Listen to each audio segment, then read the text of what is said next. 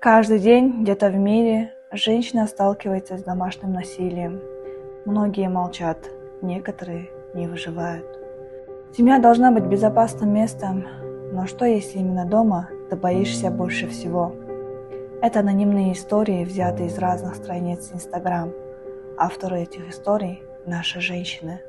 Мы видим этих жертв каждый день, но не знаем, через что они проходят ежедневно. Почему? Потому что они молчат, боятся или просто не знают, как защитить себя. Мы вместе уже 15 лет, у нас 3 детей. Все это время он унижает меня, поднимает руку, кричит, что он всех кормит. Я столько лет верила, что он изменится, но ничего не меняется, только хуже.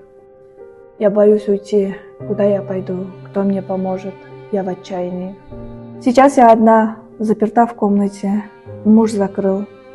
Он ревнует, не разрешает мне выходить, чтоб никто меня не видел. Говорит, что делает все это из-за любви, а я прошу его отпустить. Я не чувствую себя в безопасности. Как выбраться из этого, я не знаю. Мы живем с его родственниками, его сестра видит во мне прислугу.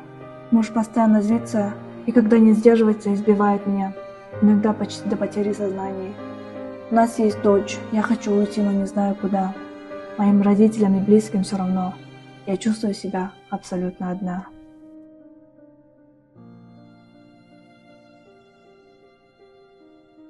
Борьба с семейным насилием в Кыргызстане – это не только защита конкретных жертв, но и строительство здорового общества. Общество, где уважают права человека, а женщины и дети чувствуют себя в безопасности.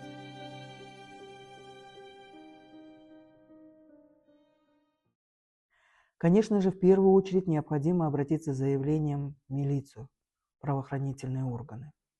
Там ваше заявление зарегистрируют, зафиксируют побои и в случае необходимости выдадут направление для прохождения судебно-медицинской экспертизы. Также, если этого требуют обстоятельства, необходимо обратиться с ходатайством о выдаче охранного ордера. Также пострадавшая женщина может обратиться в кризисный центр. В Бишкеке существует 3 кризисных центра. Это муниципальный кризисный центр Аялзат, кризисный центр Шанс и кризисный центр Сезим. Аналогичные кризисные центры есть во всех областях нашей республики. В Баткенской, в Иссык-Кульской, в Таласской, в Нарынской, в Волжской области. После этого потерпевшей необходимо обратиться за помощью к адвокатам, которые окажут квалифицированную юридическую помощь, помогут правильно составить заявление и в случае необходимости оказать юридическое сопровождение в правоохранительных органах и судебных органах. Дела семейного насилия чаще носят латентный характер, поскольку пострадавшие не всегда обращаются в правоохранительные органы. А если и обращаются, то через некоторое время чувствуют давление со стороны других членов семьи, родственников, близких, которые говорят или требуют примириться ради семьи, ради детей, ради сохранения взаимоотношений. Под таким колоссальным давлением жертвы чаще пишут встречные заявления, либо отказываются от поддержания обвинения. Физическое насилие – это нарушение целостности организма. Это побои, причинение вреда здоровью. Но законодатель говорит о том, что есть и психологическое насилие. Это когда жертва испытывает угрозы, оскорбления, унижение, либо запугивание.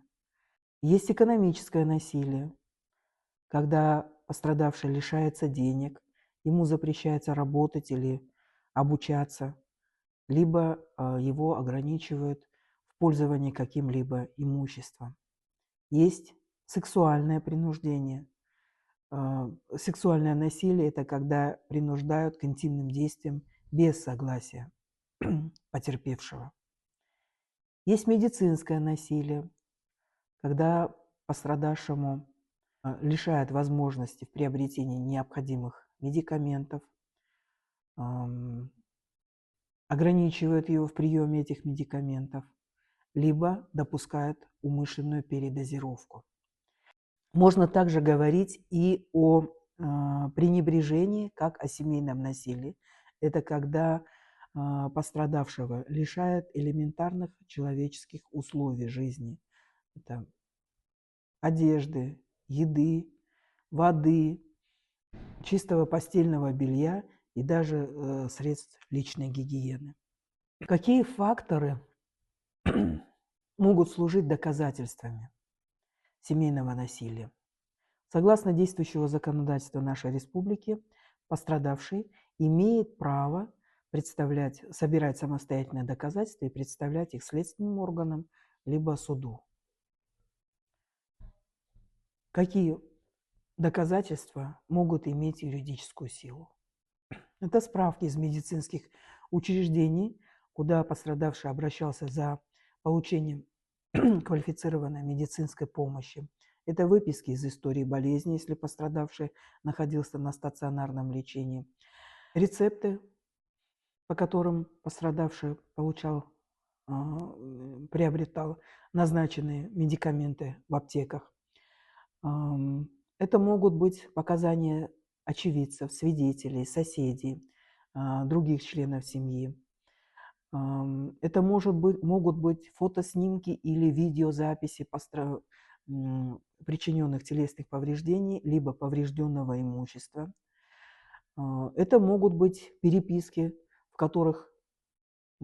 или аудиозаписи, в которых выражается угроза со стороны обидчика в адрес потерпевшей.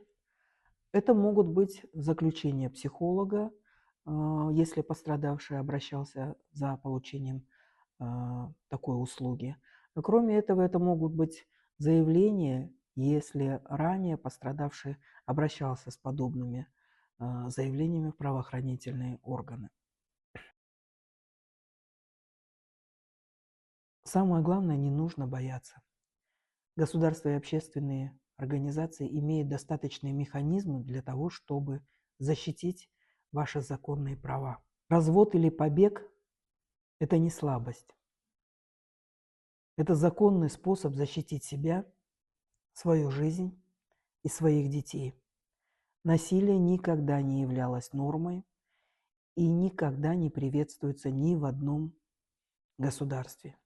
И терпеть его ради семьи или ради общественного мнения – это значит подвергать еще большей опасности свое здоровье и безопасность детей.